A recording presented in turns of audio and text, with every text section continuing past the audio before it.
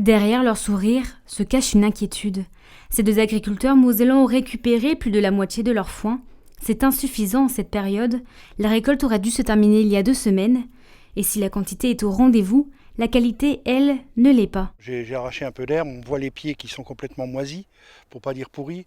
Les herbes de la base sont sèches et sentent un goût poissonneux, c'est-à-dire trop d'humidité. Et puis le haut de la tige qui est complètement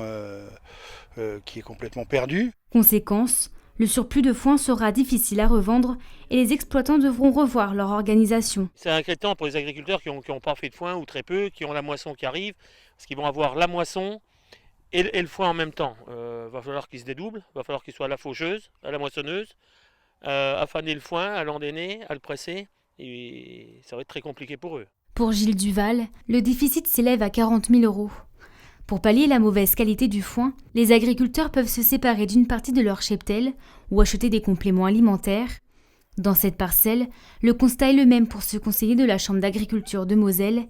Il alerte sur la santé des animaux. On aura des performances de croissance dégradées, ce qui va amener du coup de l'allongement de temps de présence des animaux en exploitation et peut-être des animaux qui seront vendus en finition avec on va dire une qualité, un état d'engraissement moins important et du coup il y aura un impact sur le prix payé aux producteurs à ce moment-là.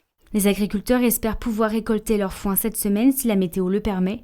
En attendant, 30 conseillers de la Chambre d'agriculture de Moselle se tiennent à leur disposition.